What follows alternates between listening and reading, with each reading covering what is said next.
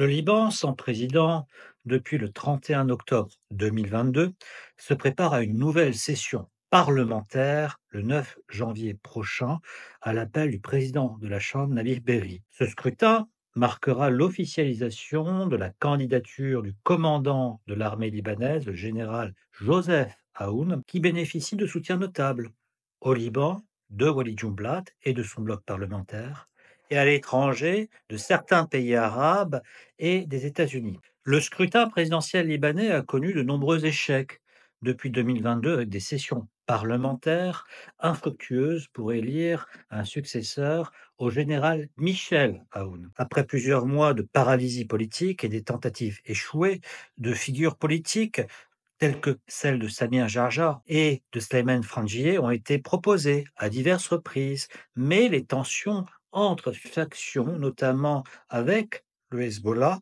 ont empêché toute avancée décisive. L'affaiblissement relatif du Hezbollah, notamment après la disparition de son leader assassiné par Israël, Hassan Nasrallah, tué le 27 septembre dernier, a changé les rapports de force au Liban même. Pour le Liban, il est plus que nécessaire aujourd'hui d'avoir un président face à des défis majeurs que traverse ce pays, notamment l'occupation par Israël d'une partie du territoire, qui est un facteur, en fin de compte, de tension et d'instabilité. De plus, la chute de Bachar al-Assad, ancien soutien clé des politiciens libanais, ou du moins de certains politiciens libanais, et un des grands électeurs aussi pour la présidence de la République libanaise, a également modifié les équilibres, cette fois au niveau de la région. Le changement de régime en Syrie et l'influence croissante de la Turquie dans la région apportent de nouveaux enjeux géopolitiques à prendre en compte. Cette évolution s'accompagne d'une réorientation des alliances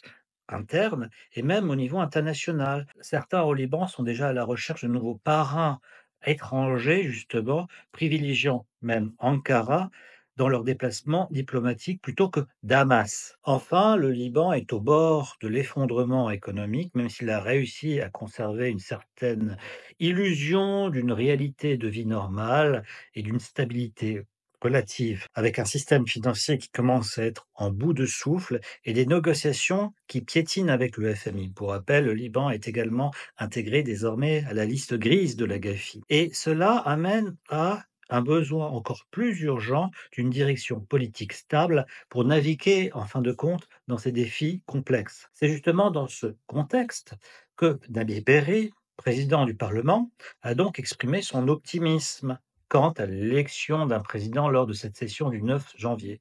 Selon lui, l'atmosphère actuelle est plus que positive et pourrait permettre de surmonter justement les obstacles institutionnels. Il a même invité des personnalités internationales pour assister à cette session, comme l'envoyé spécial américain pour la région Hofstein, qui est justement le parrain des accords de cessez-le-feu entre Israël et le Liban, et d'autre part Jean-Yves Le Drian, envoyé spécial du président français Emmanuel Macron. Leur présence, en fin de compte, témoigne aussi de l'importance de cet événement pour la diplomatie internationale et l'avenir politique du Liban. La situation doit encore vraisemblablement décanter. Je vous souhaite une belle journée.